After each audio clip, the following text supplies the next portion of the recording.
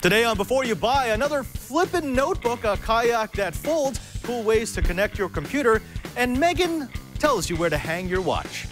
You gotta watch before you buy. Netcasts you love. From people you trust. This is Twit. Bandwidth for Before You Buy is brought to you by Cashfly at CACHEFLY.com. This episode of Before You Buy is brought to you by the Ring Video Doorbell. With Ring, you can see and talk to anyone at your door from anywhere in the world using your smartphone. It's like caller ID for your home. Get $25 off the Ring Video Doorbell when you go to ring.com/beforeyoubuy.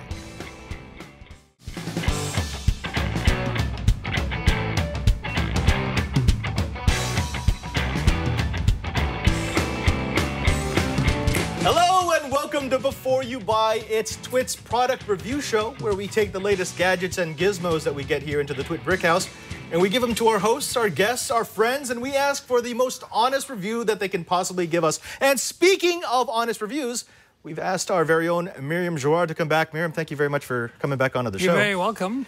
Now, you have the new hotness. This is supposed to be the one. HP worked with Microsoft for, what, 18 months to get us this, and it's supposed to be all that. What is this? So it is the HP Spectre x360, or Spectre. That's a lot of... You know, give me a close-up on my face, like, Spectre. Okay, so that's the effect they're going from. Off the bat, it does look nice. So it is solid. Look, it's a beautiful laptop. There's no doubt that that you can tell beveled edges. It's all metal. It's machined aluminum. Even the screws are like Apple, custom screws that have been machined. I mean, it is a gorgeous laptop, but I was expecting a little more for this kind of price point. Everybody's really trying to compete. Let's bring a side view. There we go. So the thing about this is that first of all, it's a convertible, right? So that's the one thing that makes it awesome. Okay. Turn it into a tablet anytime you want, just like that, right?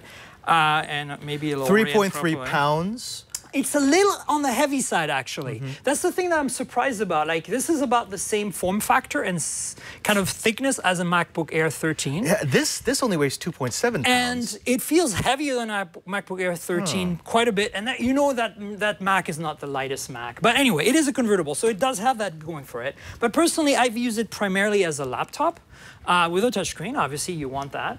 I have no issues with performance. This is a Core i5 with 8 gigs of RAM and 128 gig hard drive. I think that config is what, about $900, something like that? Yeah. I think the base config is about $800 on this laptop. This is one of these weird laptops where there are so many one-off models, it's hard to nail down exactly what the price and specs are. So, I mean, look, it's got a beautiful glass, beveled display. 13.3-inch screen. 13.3-inch screen. It has backlight keyboard. It has a nice trackpad that's nice and big. It was 2-finger scrolling. It's thin. It looks very much a lot like the Zen books here. I gotta say, it is an attractive notebook. It looks like solid aluminum that it's been milled out. But the problem is it just seems like such a Me Too product. And the thing is, if Microsoft gave us a Surface. I have a Surface 3 Pro and I love it. I don't want you guys to think that because I primarily use Chromebook Pixel and a MacBook Air that I don't understand or like the PCs. I have a Surface 3 Pro that I really love. And I love the Yoga, the new one with that crazy hinge, for example. And so I was thinking, okay, Microsoft and HP worked on this for 18 months. It's going to be the best. It's going to be the shizzle or whatever. But they somehow it's just very Me Too. It's just like, it's a Zen book that you manage to flip over just like a convertible Yoga. And that's it. There's really nothing special about it. It doesn't feel special. It's a little heavy. And yes, it's well made, but at that price point, you have many other options. So here are the big gripes I have with it. There are a few things that I think are like, I can't believe that they spent 18 months and couldn't figure this out. As you notice already, open it up, it's hard with one hand, which I can understand because it has to keep this clutch working, right? But now my backlight is on. I don't know if you guys can see it. Yeah, go ahead and kill the lights, Brian. Kill the lights for a second. Okay, so the backlight is on, right? You're getting, great, I don't need the backlight on all the time. And I don't know if you know, you can't dim it. The backlight is only on or off. I think it auto dims a bit. But here's the backlight button. I'm gonna hit it now. Oh, jeez. Do you see something odd about this keyboard now? So where you would want to turn off a backlight would be is if you're in a very dark area. So let me show that again for those of you who are maybe colorblind and are missing it. That's on. Backlight is on, backlight is off. Can you tell me who the engineer or designer was that thought this was a good idea to have a very, very bright light on like this? You're on an airplane.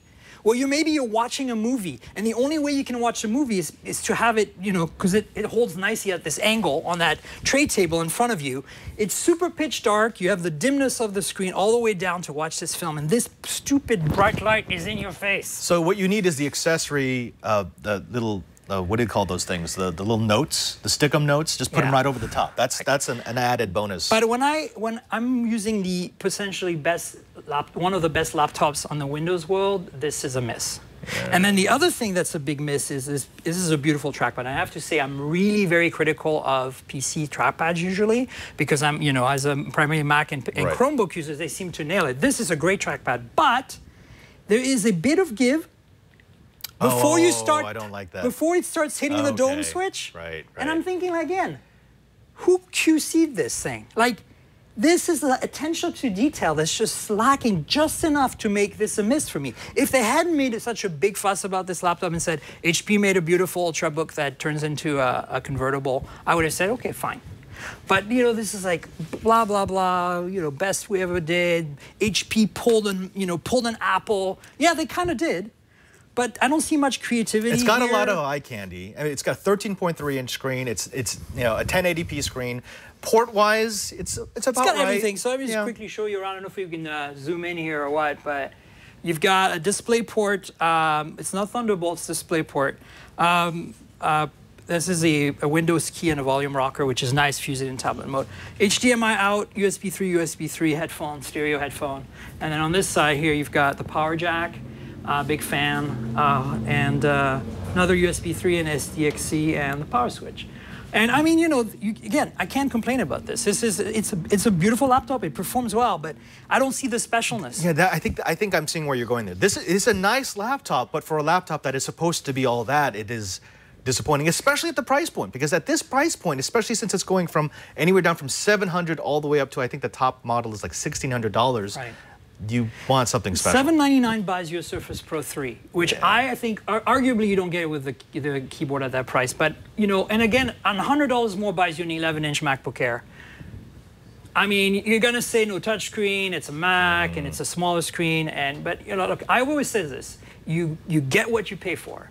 And when you have, this came out around the same time as Apple gave us the crazy, and, a lot of people don't like it, and I understand why, but I think it's revolutionary. The MacBook. I think it's the future of computing. And they give us this, and at the same time, this is the best Microsoft and HP can do. I just don't get it. Miriam, let's go ahead and footnote this for them. Give me some pros and cons that are easy for them to understand. So pros, it's a beautiful laptop. There's no doubt about it. It's one of the nicest laptops that you can buy for Windows, for sure. It's convertible. That's a really big pro. That's a trick very few other, competing platforms can pull, right? Performance is perfectly adequate for the price. I think you're getting 8 gigs i5, 128 gigs is perfectly fine for 99% of the people out there. The cons are that, again, it kind of seems to miss the mark. To me, I would have expected this to kind of, push things forward in terms of laptop design, and it doesn't seem to do that. I think Lenovo's done a better job with the latest Yoga 3. Second complaint is that weird button that lights up that you saw. And the third complaint is, while there's a lot of attention to detail on this device, the that trackpad issue shows that's that actually perhaps really big. That's annoying. Like when you're right now you don't hear it, but when you're at night working on this thing. Also, it just feels sloppy. I mean, if you're buying a premium notebook, you don't expect anything to feel sloppy. No, and so this is all you hear. You hear this before you tap, which is really you're just resting there, your fingers typing in a document and. Yeah. You guys can't hear it, but Padre hears it. So that's my takeaway about the HP Spectre X360. I think we know, but I got to ask, buy, try, or don't buy? I just say I don't buy. I mean, look, I hate to say this, but it's a cutthroat business, the PC business, and there's such better products out there. And I'm saying PC as in personal computer, not just the Windows universe.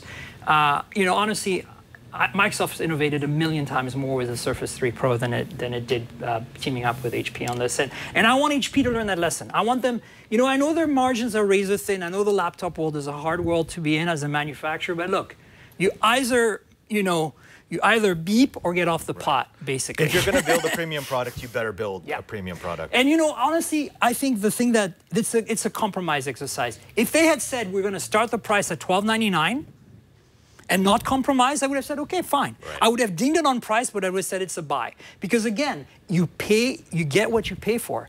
People are always looking at price, but it's not the only thing when you buy a laptop. There you go. That's the HP Spectre x360 notebook. Unfortunately, it gets a don't buy from Miriam Joran. Miriam, thank you again for being on Before You Buy. Now, you are all over the TWiT TV network. We're going to find you on All About Android. You guest there often. Sometimes, You're always here on Before You Buy, but you've got quite a bit going on outside of the Brick House. Where can people go to find you? Sure, I was actually on TWiT last Sunday. Online, you'll find me on Tankrel. I'm Tankrel. Drop the vowels from the comic book characters, TNKGRL. That's my Twitter. That's my website. You know, that's pretty much everything you'll find me at. You know, I'm a consultant. That's what I do for a living primarily. I do a bit of this kind of stuff because I love reviewing things on video. It's so much fun, especially for you guys. But yeah, you know, if you have a company, you need some help starting and getting off the ground, I'm your guru when it comes to PR and marketing. That's what I do. Well, I tell you, you're our guru. And again, I thank you for being on Before You Buy. You are welcome back each and every single week because you always bring us insight. Thanks so much, Padre. Now, when we come back, we're going to be showing you a little something for people who want to control their computer. But first, if you're active, if you're out there, if you like kayaking, maybe you should have been at Maker Faire to check out the Oru Kayak. I'm Father Robert Ballecer here at Maker Faire 2015, where Maker meets the great outdoors. I'm standing next to Alex, who's going to explain what Oru Kayak is doing for people who want to get out. What is this? It's a foldable kayak. It's the original origami kayak, actually. You can fold it up to a small box right there, as you can see. You can pack it up and just hike with it, really. Put it in the back of your car. Put it in the closet. It's just very portable, very easy to travel with. It's a great option for people that have a small space to store their gear and just want to get outside. I actually do live with someone who does kayaking all the time. He has 3 kayaks. They're huge, they're unwieldy. He has to keep them on top of his truck or on a loading rack. The idea that I could fold this up into what is essentially check-in baggage, that's completely different. Now, the material that you chose for this, it feels like heavy-duty corrugated plastic. What is this? That's exactly what it is. It's corrugated plastic. It's the same material they use for U.S. postal boxes, but we have it extruded especially for us. It's thicker, stronger, super lightweight. It's perfect for boats, really. And yeah, as you said, boats are usually very, very heavy. This is super lightweight. It's amazing. There are going to be those people, especially kayak aficionados, who are going to say, I'm not going to trust my life to something that is used in postal box office containers. What have you done to this to make sure that you actually maintain rigidity and the stability while you're actually using it? Well, we also put in some bulkheads on each end of the kayak. So really, it's very rigid boat.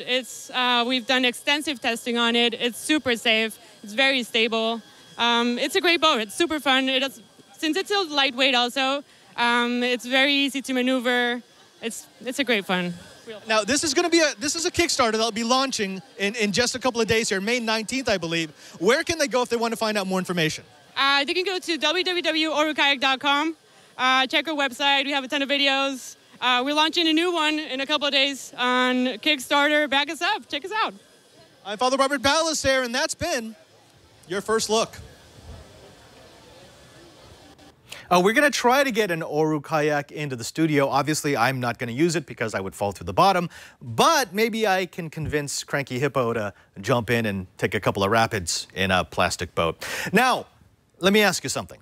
Have you ever wished you had more control over your computer? I mean, a keyboard's nice, a mouse is nice. A combination of the two is quite good for people like video editors and gamers.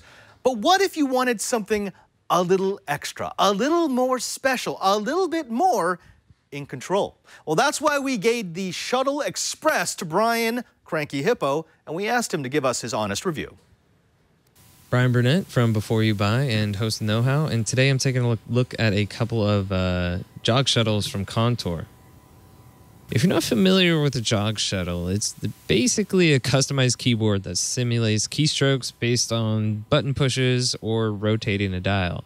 The dial is rubberized to prevent slipping with those typically sweaty editing fingers.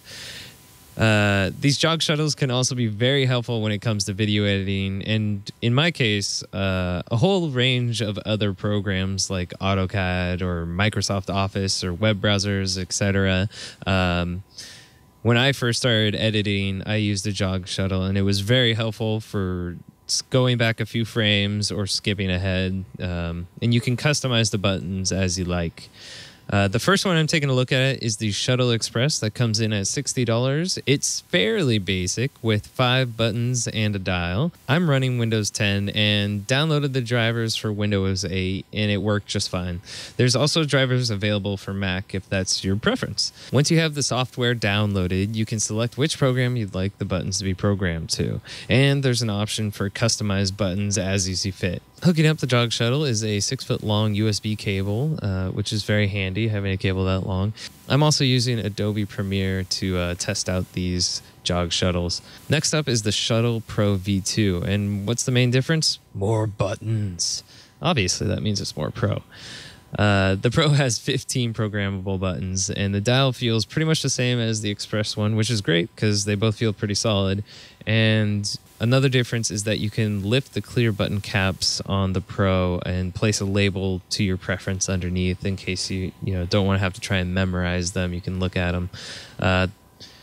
When it comes down to the software, it's not really fancy, but it's functional. It looks like it came from the XP days, and they haven't really updated the UI since then. But, I mean, how often are you going to be looking at it anyway? You're just going to be setting your profile as you see fit, and that it works perfect for that. So the pros and cons for both of these devices is the ease of use. You plug it in via USB, download the drivers as you need for your system, and it just works. It's easy enough to flip through the menu and get to the profile that you'd like to use, whether you're editing or something else.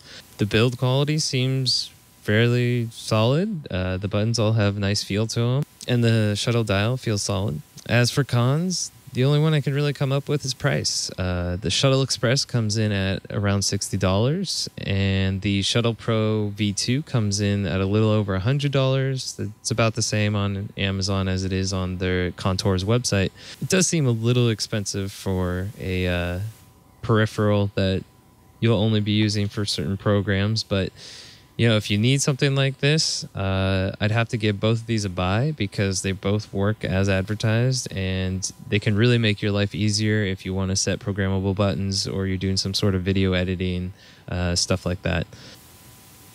And if you're trying to decide between the Pro or the Express, just ask yourself if you need 15 buttons or 5.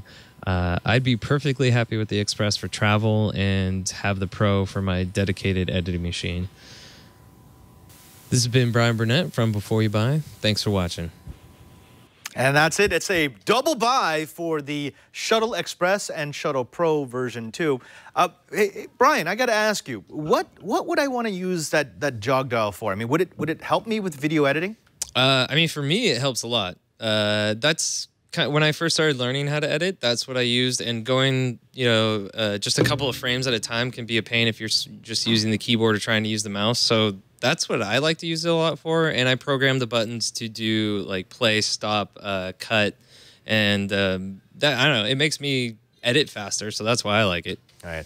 If people only bought one, you would probably push them towards the Shuttle Pro 2? I would, if you really think you need that many buttons. But otherwise, like, the little one works just fine. And if you're just going to be doing play, stop, rewind, and then using the jog shuttle for just like moving a couple of frames, then that I would go with that one. All right. Now, when we come back, I've actually got a first look from Mobile Focus 2015. Brian, Carson, and I went over to the Metreon in San Francisco, and we took a look at some of the latest wares from some mobile manufacturers. And SanDisk came out with this. We're going to show you exactly what it is.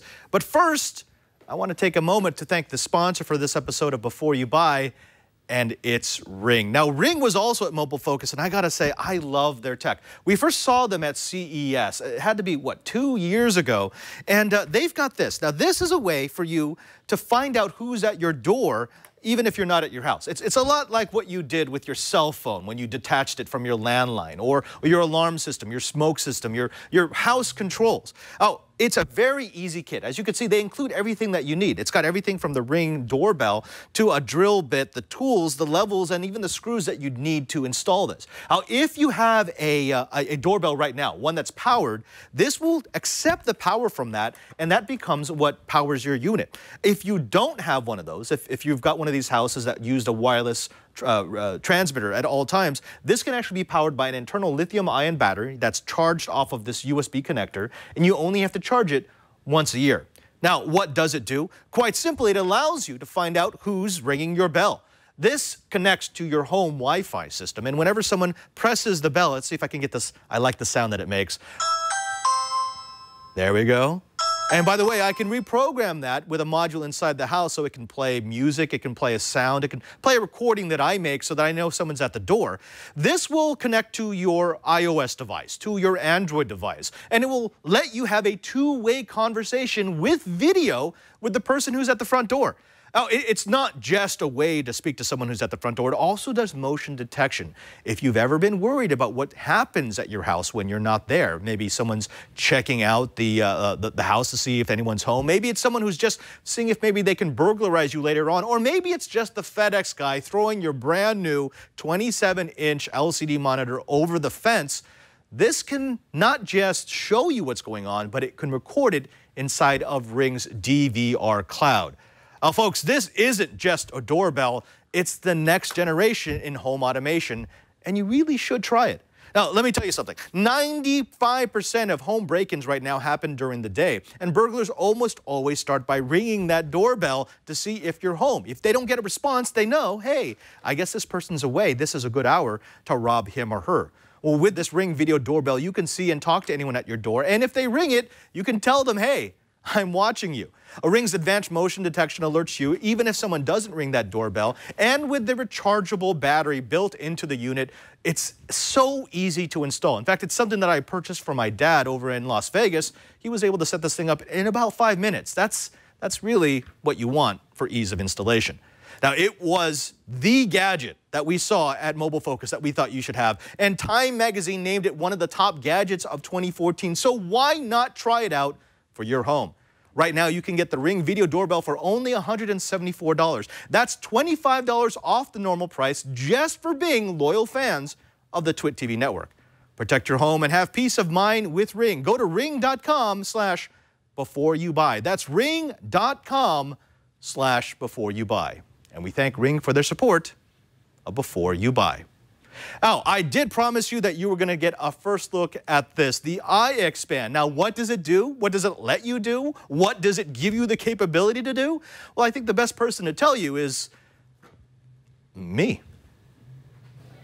I'm Father Robert Ballecer, the digital Jesuit here at Mobile Focus 2015, and I'm giving you a first look of the SanDisk's iXpand.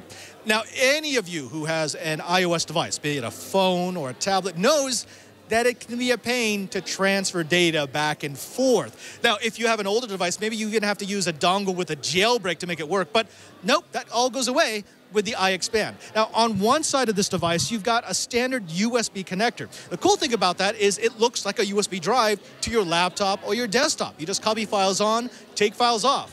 However, in addition to that USB connector, there's this little lightning connector in the center of the device that allows you to connect it to an iPhone or an iPad. Now, what this means is that you can now transfer data, files, pictures, movies between your laptop and your desktop just as easily as you copy it to a flash drive. Now, it's not just hardware. There's an app that comes along with the iXpand that opens automatically when you plug this in. Now, that application will give you file management, so you can control where your pictures go. You can copy over and then delete from your devices those big media files so that you can free up extra space.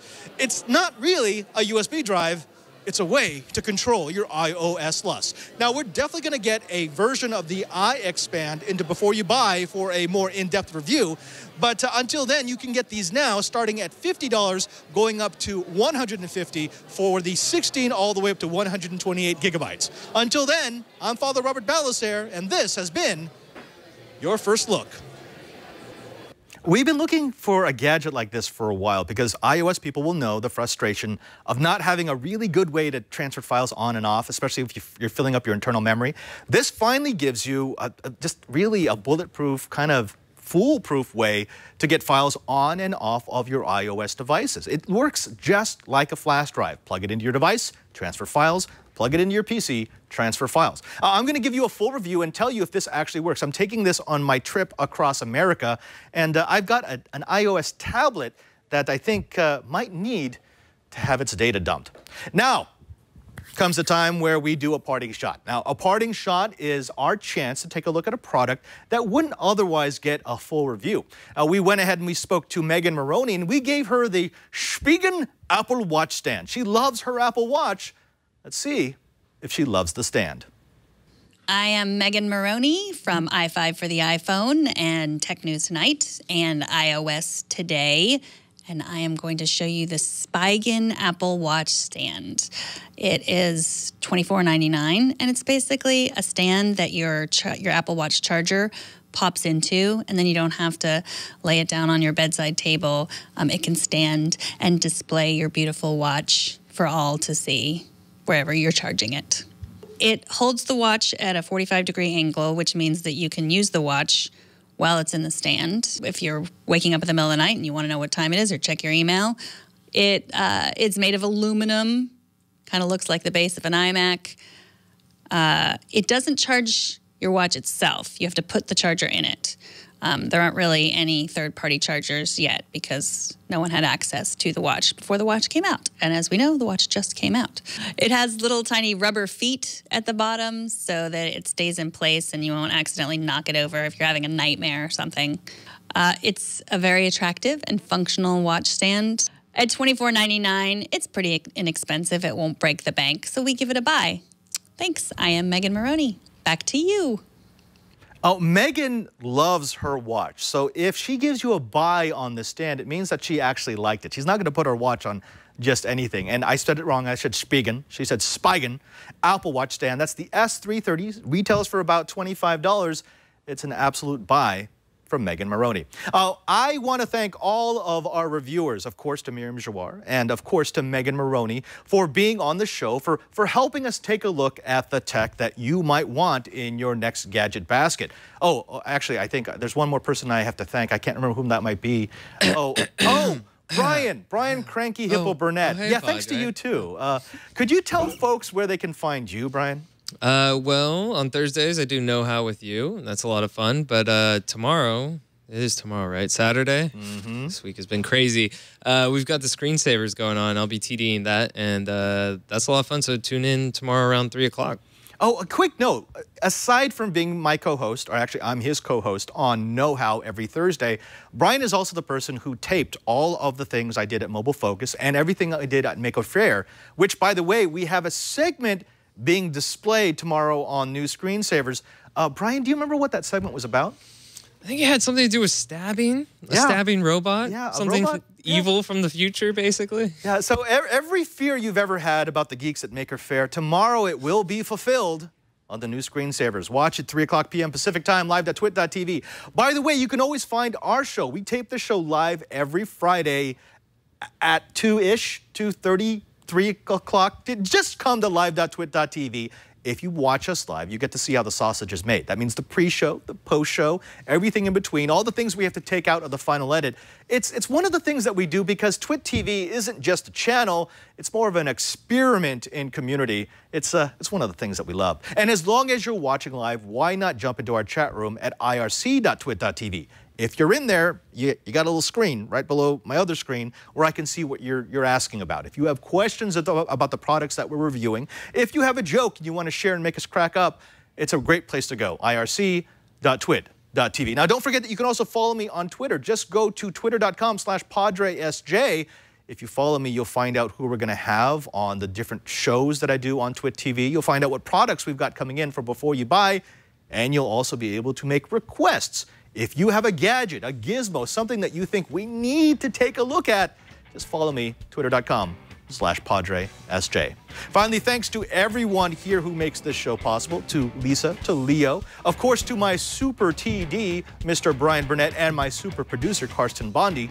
Until next time, I'm Father Robert Ballecer, and remember, you gotta watch before you buy. Bye-bye.